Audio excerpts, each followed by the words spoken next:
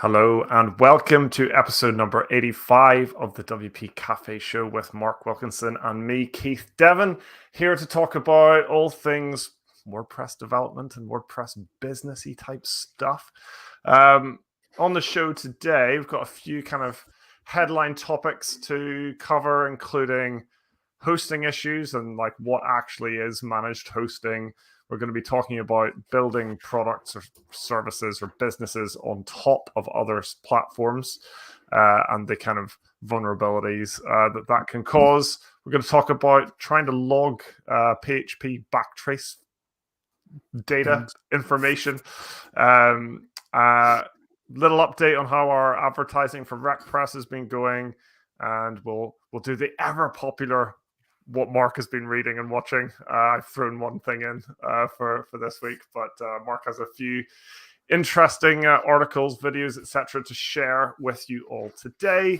Before we get started, Mark, how has your week been? How are you doing? It's been a couple of weeks actually since we did a show, so yeah, it's been a few weeks, hasn't it? We didn't do one last week, or the week before, was it? I think we've had some holidays and a bit of sort of stuff going on, and just it's the Easter holidays, so the kids are around, and it gets a little bit more chaotic. So yeah, it's been an interesting few weeks. Very busy last week, and this week's been just normal stuff really. Cracking on with this and that. Nothing particularly exciting to report, I'm afraid. A bit boring. What about you? Bit of holiday. So I was in France for 5 days, which was really nice to see my dad out there. So we got a bit of sunshine, and just lovely to be out there. Really relaxing little trip, really nice. And away from the thing I like about going to Dad's house is his internet's rubbish, so he doesn't have Wi-Fi. So they do everything off their phones, and the connection for that isn't brilliant. So and he doesn't have a TV. There's no TV in the house. Wow. So it was a really nice little digital break for us and for my daughter. Took a day or two to adjust to it, but in the end, I think we were all feeling very refreshed, and it was good. Really good. Cool. That's good. Yeah. A few people saying hello in the chat. Thank you, Nick, Paul, Ian, Ross. If you are also watching along, let us know who you are and where you're listening from. It's always nice. Yeah. If you've got any questions about what we are discussing, then feel free to drop them in the chat if you're listening live, and we will hopefully get onto them. So, first topic, hosting. Yeah. Hosting. And I've got here the question, what is managed hosting? So it probably makes sense to, I don't know, tell a little story about what this actually comes, why this does actually come across. So we have a client, long-standing client now we've been working with for 2 years, 3 years, maybe 3 years actually. Built a suite of sites with them using multi-sites, and they are hosted on one of the more popular sort of managed WordPress platforms. And I don't know, we've all been a bit disappointed with the sort of level of help that we've got from them. And we're fully aware they can't help with everything. They can't help with development tasks and things like that. But sites going down and things like that, and we would have expected a little bit more sort of help from them. So I suppose it begs the question, they offer a managed hosting service. What actually is meant by a managed hosting service? Let us know in the comments. What do you think is meant by a managed hosting service? What actually are they managing for you? That makes an interesting question. I'm not sure the answer anymore. I don't know. I think what I thought the managing was they were managing the servers and managing, which they are. Well, how? What I suppose what are they doing? Keeping them going, or what's the managing bit about? Just like dealing with all the server infrastructure, like that's a side of this job that I'm really not good on, so I struggle to even talk about it, to use the right language. But I mean, they are their servers, and presumably it's their job to keep them up and keep them running and keep them updated with the latest tech, etc. So I guess they're kind of managing it in that sense. Like excuse me, like server security updates and keeping the PHP software versions and keeping all that up to date and so on. Yeah, okay, that's fair enough. So yeah. I think like the reason why we recommended one of these popular companies to our client was because, and we openly say this to any clients, like we don't do hosting. We're not server people. We don't understand or how servers work. So you need someone that does. And it makes sense to me that a managed host is what you go for. They can manage the servers for you. They can be the person that is the server management person or people. And I think sometimes the standard of what we'd expect from that has been a bit poor in terms of trying to investigate some of the issues we've had, when it probably isn't the development, probably isn't the code. It's something to do with the hosting environment that's there, I think. And we've had a number of times where that is been the case once it's been investigated. And then they fixed it, which I suppose is a good thing.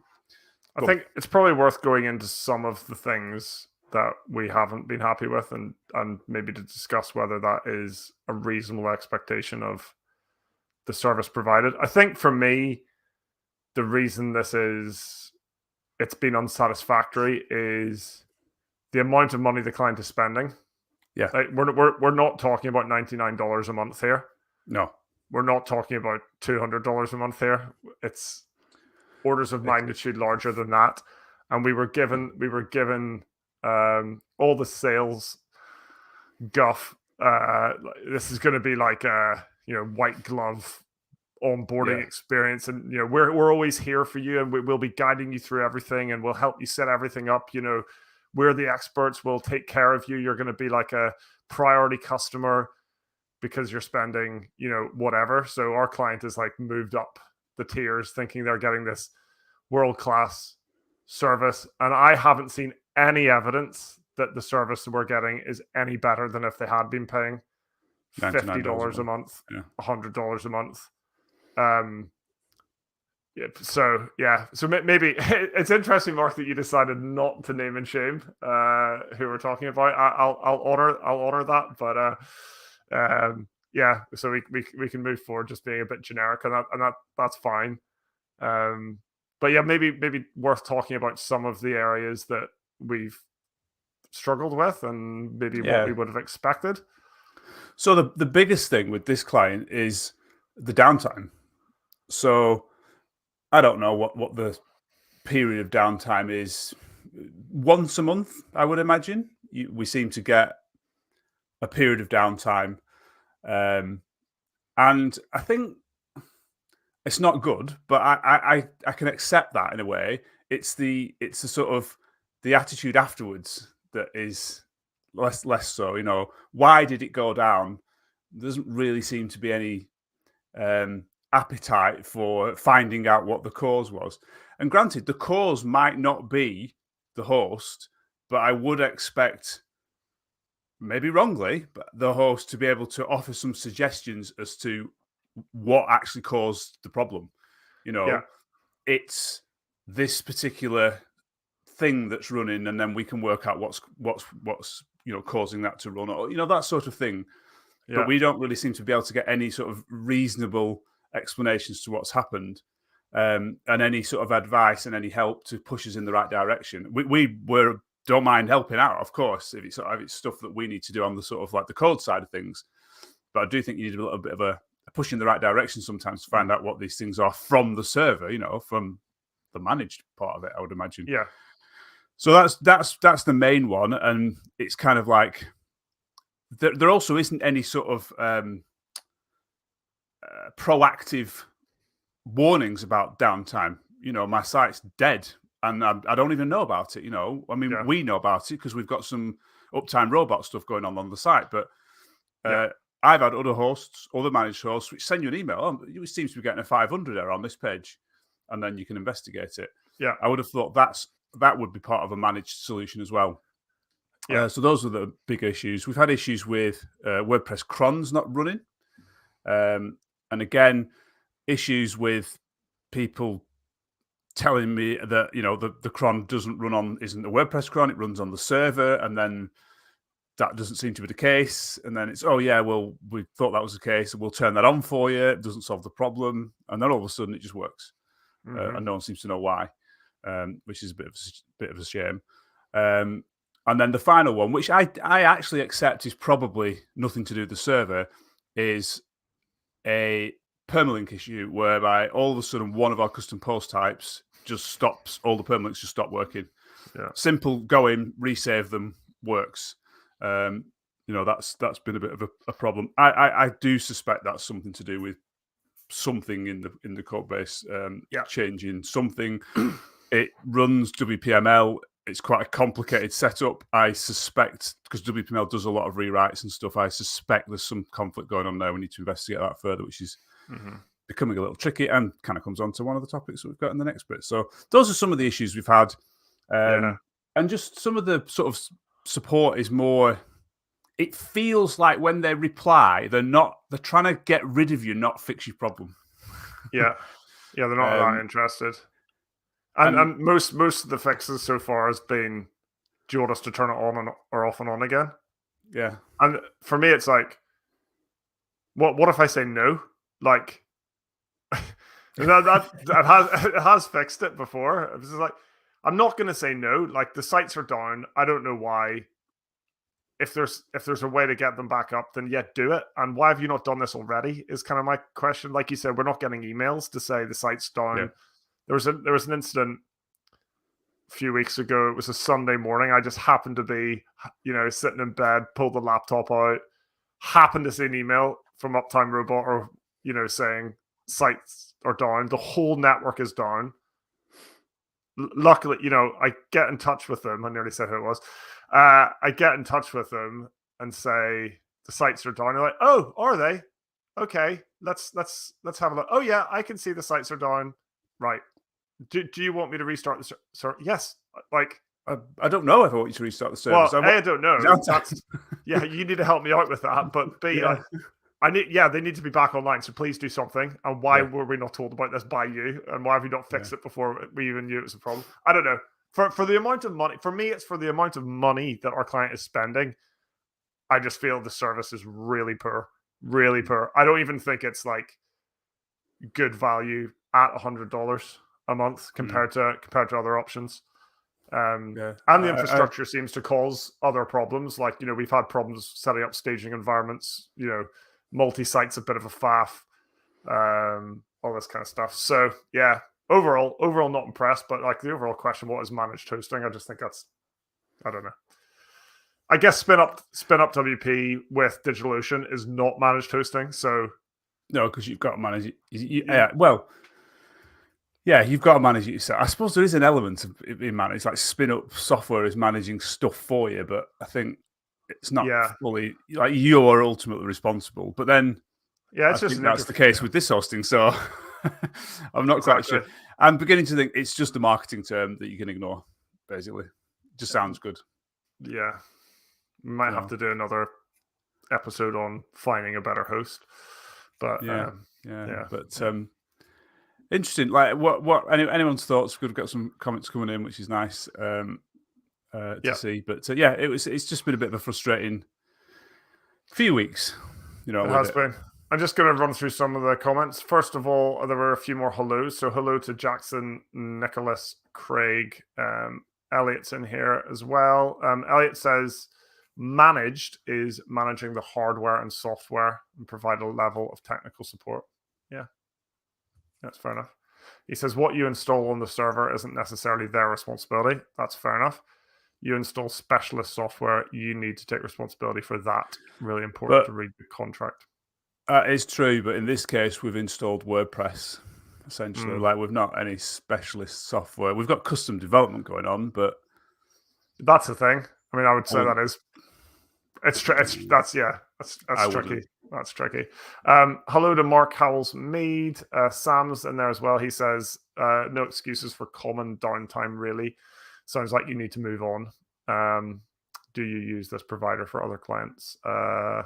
Like we said, we don't actually provide hosting. So some of our clients use this provider.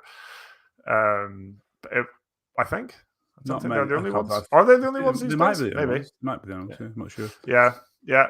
Elliot says you can request installation of things like New Relic, that was suggested, where you can watch and monitor the logs to see where there might be leaks. Again, But again, I feel like that's kind of outside of our comfort. Maybe that is the answer, and maybe we need to brush up on this stuff. But that's kind of what I wanted them to do. But I think it's like, would you like us to install New Relic and then we can do this and so on? It's like, I don't know, because I don't. Like, you tell me, if that's the tool we need to fix the problem, then go. You know, I don't know about the pros and cons of this tool. I don't know. I've never used it. Never used it. Don't know what it is. You need to advise. You know, you're the managed host. That's what I expect them to do. I think maybe wrongly, but that's what I do. Yeah.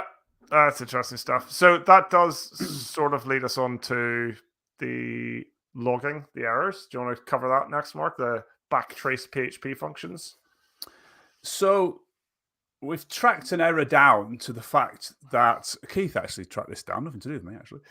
He wrote a lovely piece of logging tool that basically every time this custom post types structure sort of threw a 404, it kind of triggered some stuff to happen in WordPress. I think you made it so that if there was 10 404s on a custom post type, just because you might catch one, people hit the wrong URL, it would then flush the rewrite rules. So it basically pressed the save permalinks button for you. But before it did that, it logged a load of stuff and then emailed our support email with all these logs. And from the log, I can see that there is no rewrite rule for the custom post type. So when it does its matching bit, it doesn't match anything. So it 404s because it doesn't know what to load. So I was trying to think of a way. Well, how something's obviously changing the rewrite rules on removing the custom post types rewrite rules, but it presumably is not doing it in the correct sort of way because it's not if it's changing the rewrite rules, it's not rebuilding them properly when it's done it because otherwise it would rebuild the custom post type ones as well. So I was wondering if there's a way of monitoring that option in the database to say, look, when this changes, can we do some sort of log as to what has changed it? And I was playing about this morning with little success. I've managed to get it to log like which function would change something, but I could only get it to log like the fact that it was do action. I'm like, I need it to log everything that runs in do action so I can pinpoint down which particular plugin or theme or core bit that's actually doing this thing. Anyone ever done that? It's similar. I basically want, like, when you have a PHP error, you get a stack trace in the debug log, don't you, that says, this was called here and called there, and this function was called here and this function was called. And then you get to sort of like where it's gone wrong. I kind of need that, but not for an error. Maybe someone knows the answer. But I had to play around this one. I didn't get very far. So that was that. And that was to try and fix this issue with the hosting that we get, which, as I said, I do think that is something to do with the code. I don't think that is a server thing at all. Couple of notes in the chat there. Ian is asking, how are we registering the custom post type? The custom post type is WP Job Manager, I think. Yep. So it'll be how it's registering it. I assume it's an automatic plugin, so I imagine it's in the standard register post type and in the standard way. Yeah. And Elliot says install Query Monitor. So I don't know how that exactly fixes. Expand on that for us, Elliot. Yeah. So it'd be really cool if we could get that working, because I think that would potentially give us the answer. If we can figure out what is changing our rewrite rules and not rebuilding it correctly, it'd be really interesting. My suspicion is WPML. Mine is as well, because there are other rewrite issues occasionally. And obviously, WPML is doing a lot of rewrite rules work around all the translation stuff. So, it's just been really surprisingly hard to get to the bottom of. I thought we might have cracked this one by now, but hopefully we'll get there. Yeah, if anyone's got any done anything similar, it would be great to shed some light, I think, because it's one of these topics, one of these little things that we've never got to the bottom of. And the solution at the moment is just to sort of like automate the pressing of the recreate the permalinks page, which works, but obviously it is down for a period, so it's not great. Yeah, exactly. Elliot's just saying Query Monitor will allow you to inspect everything you load, which function fires, what plugins are active on pages, etc. So yeah, that's true, but we need to log this information when something happens that we haven't done. That's like, because we don't know what is triggering it. So it's not like it just breaks on a page load and we can load a page and it's broken and we can inspect it. Something is happening. We think probably automatically. I don't know if it's on a cron or if it's on a update process or what. Something's happening and we don't know when. That's when we need to log that information. I think Query Monitor would enable me to work out that the rewrite rule is not there, but yes. I know that I need to know why that's not there and what is changing that to make it not there. Yeah, exactly. Yeah, that's the difference. We'll get there eventually. Yeah, it'll be interesting when we do. Moving on. Report back. We will. Moving on to, I guess this was kind of going to be our headline topic, really, is products dependent on platforms. We had an interesting email this week from a client of ours who had previously requested that no, they hadn't requested that things auto post to LinkedIn. No. They use a add-on for our job relay product that essentially automatically creates social sharing images for their jobs. So they're a recruitment agency. They write their jobs on a separate bit of software. They use Job Relay to post those jobs to their WordPress website. When it hits the WordPress website, we automatically create a beautiful little OG image, social sharing image, so that whenever you share that job on LinkedIn, it has a lovely branded image with the job title, the salary, all this lovely stuff. And we had an email from her saying, I don't know if you've seen this. And she sent us over to an article that basically says that LinkedIn are changing the way that they handle OG images, so that only sponsored posts will have the full image preview and normal posts will have a little tiny thumbnail. So it was a bit of a crappy moment for us because a lot of the work that we've done, like marketing and stuff that we've done and building this product, was so that recruiters could do this thing that LinkedIn is now just like pulled the rug out from under us. It doesn't mean it's completely useless by any stretch, but the attractiveness of it to our clients is going to be seriously reduced, I think. Yeah, it's going to be less, because the image is so small now, isn't it? And this isn't happening. It is happening now, but it's one of these things that LinkedIn are rolling out, so you might not see it for weeks or whatever. They're just gradually rolling this change out. So I noticed that when I still shared a link, it still did the full picture and everything. But we got some examples from the client who'd obviously had the consultants do this, and it was working for them. So the image is so small. I think we'll still be able to do something with the image. Maybe it's leaving the job title off, because actually the post, the page title that you're sharing is shown in larger letters now right next to it. Maybe it's just something a bit more generic and branded rather than having that sort of detailed information included in the image. But something we need to have a look at and find out the exact sizes and things and have a play with. But just goes to show that there are loads of benefits to building products on top of other products. So a tweet, I think it was from Chris Lima, I think it was, who was saying like one of the best ways to market a product is to build it on top of another product and then they'll market it for you. Yes. So not quite what this one does, like LinkedIn aren't going to market it for us, but there are benefits to obviously not doing this. But this is one of the downsides, the actual product changes at something, and it could mean that your product has to either significantly change with it, or it is no longer relevant. And it was a bit of a, I don't know, it's a bit of a depressing email to receive. Like, yeah, and I mean, this is the case, I guess, of so many potential businesses and products that are built on top of things. Like, think of all of the Twitter API based businesses that there used to be. Yeah. the tweet decks and tweet bots and whatever else of the world, and one day Twitter just changed the terms and conditions of their API, and boom, like multi-million-pound businesses die overnight. Yeah. And we are reliant. Our Job Relay product is reliant on our partners, and on WordPress. I don't think WordPress, especially because it's open source, it's not just going to disappear overnight. But the tech could change. That we're integrating with our partners could be like, nah, we don't need you anymore. We're going to do this ourselves, or whatever. So it's always a bit risky. I think it's hard to get away from that entirely in business. Like, I don't know.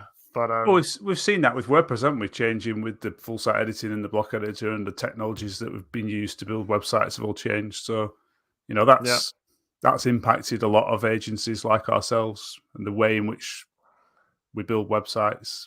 Yeah, or not, as the case may be for us in the last few months.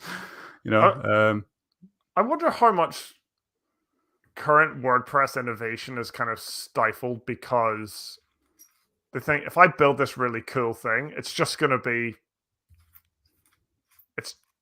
gobbled up by Automatic or by WordPress core. Like, it must be, if you've got a really good idea for improving the core WordPress experience, like, and you actually you put some time into it, but you can't put that time in for free.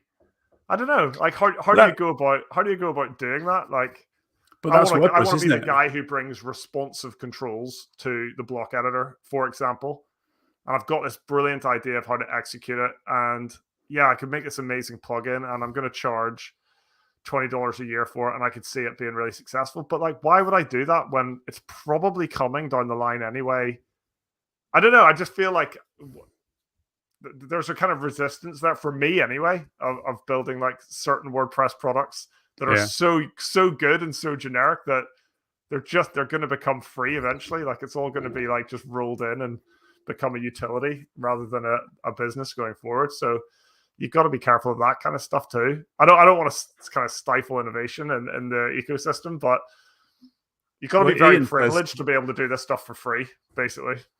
Yeah. Ian says here, we all work with the WordPress ecosystem, which has the same risk. And then this is, for example, if you build a product on WP and then WP integrates your product's features, which is exactly the one you just mentioned there, Keith, then obviously that's a problem. And he also says building WooCommerce extensions means you're 2 levels deep into that risk. So you're reliant on WooCommerce, and then also WooCommerce is then reliant on WordPress. I think you're right. Obviously, you're right. But I think, WooCommerce is a big enough product to probably build a product off. It is, but like, so think of companies like Barn2. So they are WooCommerce plugin developers, right? And it said, like, they've got this extension that they've built, and it serves a need, and it's massively popular because 50% of people that use WooCommerce that want this feature, eventually WooCommerce is going to be like, this should really just be part of the product. Or are they not? Like, I'd be like, are those kind of conversations going on? It's like, we really want to bring this feature into the core product, but there's this successful add-on out there that does it, and we'd completely decimate their business if we did it. Is that where acquisitions come in? Like, is there a level of honor among the kind of community that is like, you've built this thing, we want that thing, we could do it ourselves, but we'll just pay you a decent amount of money for it? I don't know what kind of conversations like that go on at Automatic especially, obviously, but WooCommerce is a bit different because obviously WooCommerce is owned by someone, so they, in theory, they could buy something off someone else. But like that code, that code from Barn2, I'm using Barn2 as an example, aren't we? Yeah. They've got a plugin. What would be stopping Automatic just buying the plugin, and then they've got all the code, so they don't need to buy it. They just buy a copy of the plugin, and then they've got all the code. It's open source. There's nothing wrong with it. So that's what I mean. They don't need to buy it off them, if that makes sense. No, they don't. So in which case, maybe we're just flawed fundamentally by using WordPress, because it can all just be stolen and used. And stolen's the wrong word, because you're not stealing it. It's open source, but you know what I mean? Yeah.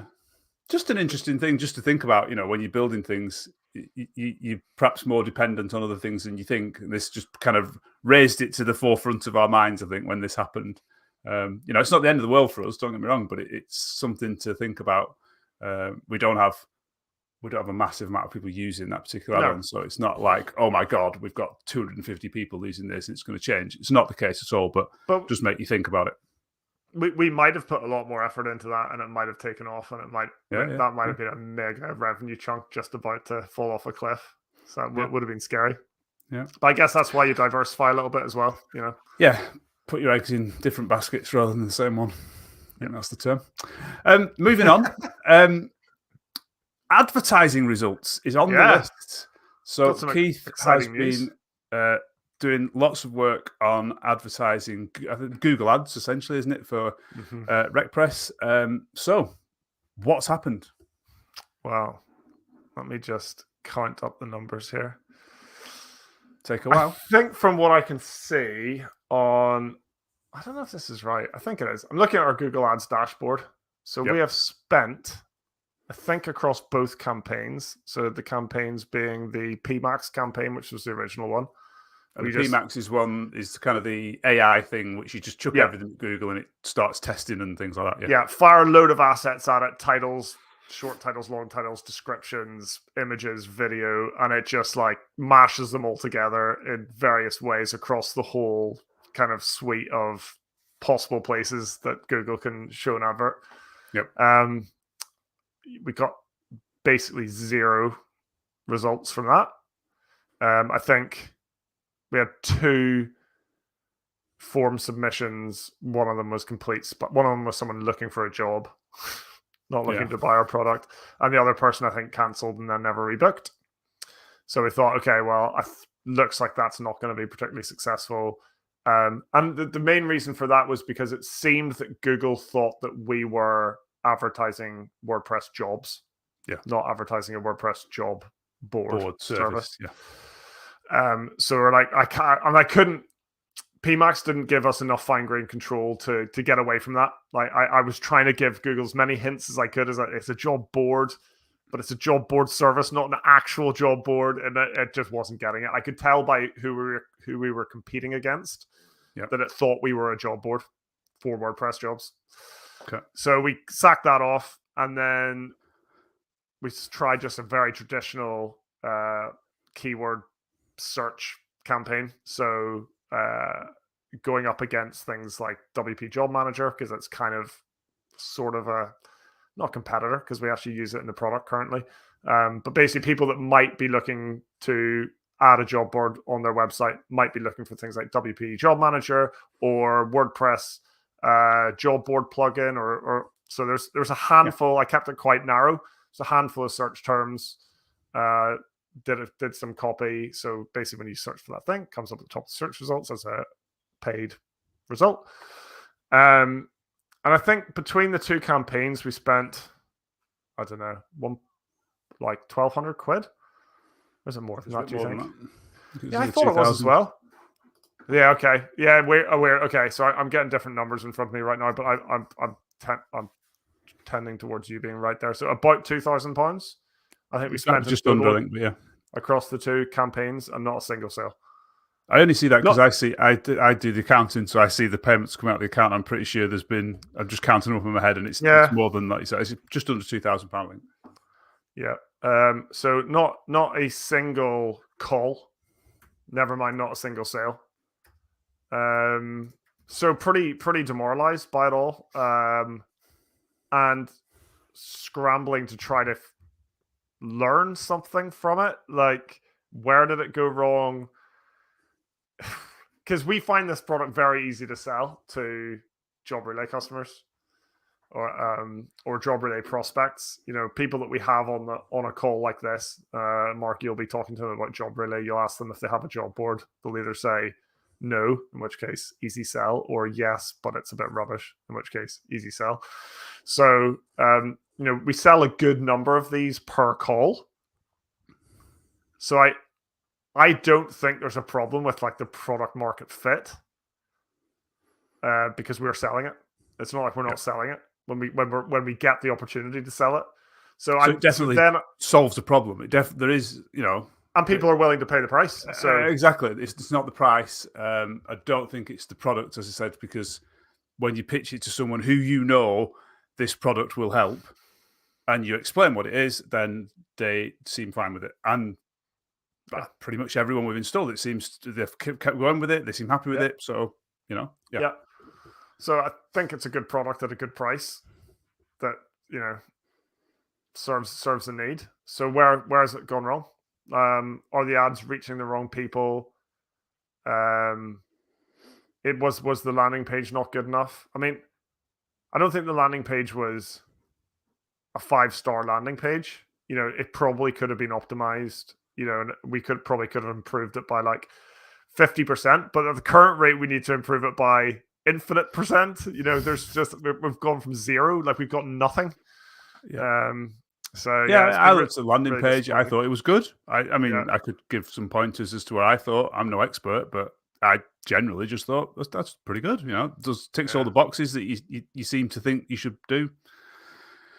But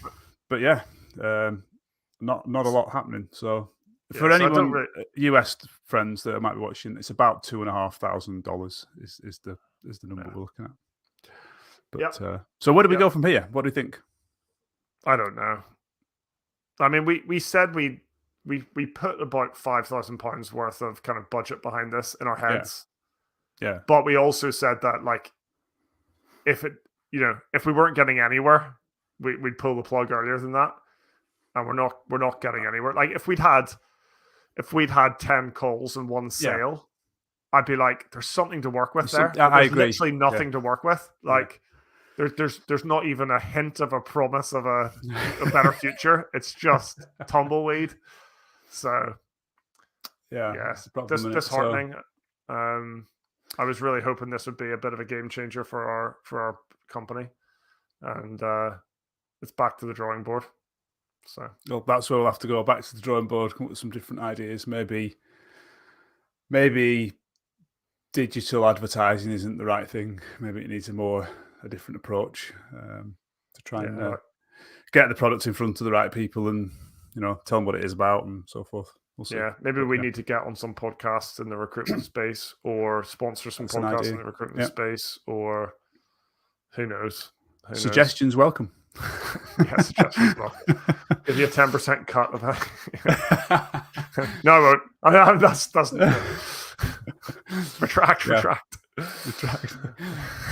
So anyway, there's the advertising results. Again, we'll I'm sure we'll carry on trying. So we'll perhaps put that into future episodes as to anything else we try and do, and you can tell us why it doesn't work. But there you go. Yeah. So we've done a massive 37 minutes, which is amazing. We've got the last section is just the stuff that I usually have, stuff that I have been reading, watching, taking note of in the week of WordPress, or what it happens to be the 3 weeks of WordPress, because we haven't been on air for 2 weeks, and then we've got today.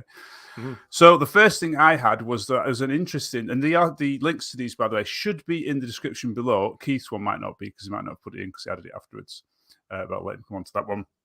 And there was these sharing images for plugins, and I thought this was an interesting idea. So back to our sharing images that we were talking about minutes ago.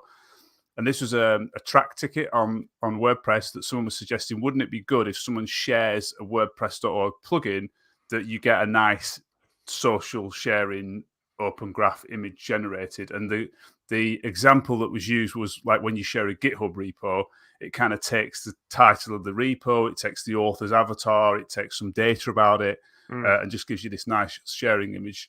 And there was some discussion on that ticket about, how could we do this? What information could we include, etc. I just thought it was a really interesting idea. And then that got me thinking, like, why isn't that there for like all posts in WordPress? Wouldn't that be really cool if you could automatically generate one, make it extensible so people could change the design? Got the ideas flowing anyway, but it was an interesting track ticket, so have a look at it if you're interested in that sort of stuff. My next one was Tim Nash did a video about a security sort of a fictitious security problem. I thought it was a really well presented video. He tells a story in it about, I can't remember what the guy was called that he used, this fictitious guy, but I'm going to call him Bob. Bob did this, and then Bob did this, and the hosting company did it, and it's quite cool. It's quite funny, and it really does get you thinking. So I enjoyed that. If you want to watch that, it's again linked to below. And then my final one is, I don't know when this was delivered in my inbox, but it's the What's New for Developers in April 2024 version. I think it's Justin Tadlock who writes it. Let me just click on it and just check what it is. Yeah. Really good little summary of stuff that's coming or stuff that's there or in sort of experimental mode. They presumably do one every month. I keep seeing them in my inbox, so it's worth reading those, definitely. The one that caught my eye was the first one on the list, which is the interactive grid layouts, which we saw. I don't know when we saw this first. It's kind of like CSS grid, isn't it? Layouts, which I think we've discussed before, but that was an interesting one on there. And then there's loads of other stuff on there as well. So do have a look at that if you haven't at least glanced over what's available. That's what I tend to do, and then just dig into the ones that I think, oh, that looks a bit interesting. But the link is in the description. And then I think you had one more, Keith.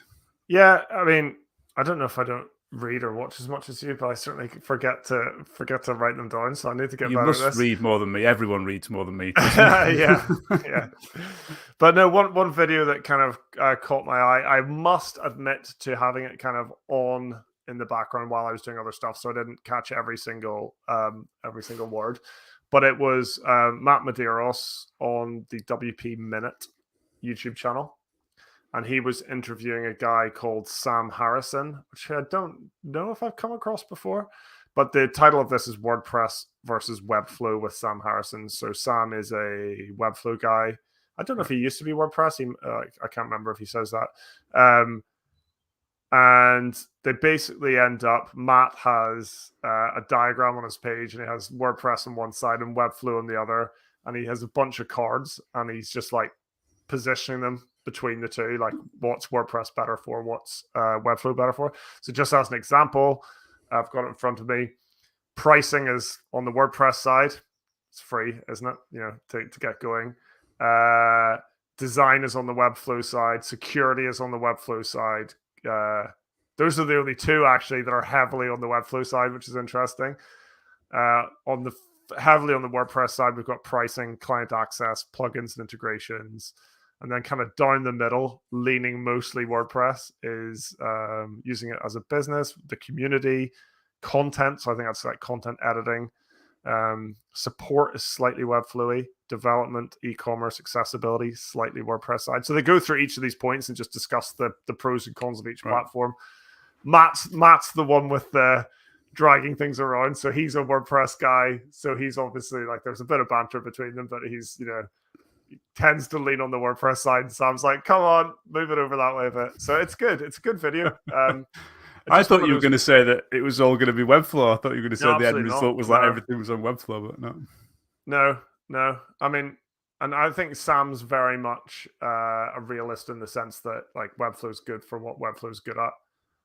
WordPress is good for what WordPress is good at. But for the kind of sites that he builds these days, which I think are kind of brochure type sites, so marketing sites, which is probably 90% of the websites that website professionals build. Webflow does a pretty good job of that. So I wonder, this is probably going off tangent. I wonder why it's better for those, because isn't that what full site editing in the block editor was supposed to be doing? Was to be but it's not good. It's not good enough. Brochure site. So I've not used Webflow, so I don't know the answer to this, but I wonder what Webflow does better than WordPress then to make those brochure sites easy to use. We touched on this. I don't know if easy to use. Ago. I don't know if easy to use is what it gives you. I think it as a design-minded person, it lets you create the designs you have in your head. Okay. Much more easily. I don't think it's as good a content experience by the looks of it, like a content editing experience or management. So content definitely sits on the WordPress side in this graph. But like just creating interesting designs, I think is where things like Webflow and maybe Framer and platforms like that shine. Cool. Yeah, good. I think it's always good to just take a little peek outside the WordPress bubble every now and then. Yeah. Sure. Yeah. I asked because I know when you were building your friend's drone site, you kind of had an experience of what it's like for someone just trying to build a brochure site, wasn't it? That's what it was with the tools that WordPress provides. And I know you both he and you were quite frustrated with the experience. So there's obviously some things WordPress must improve on if it's going to try and compete with these other tools that want to.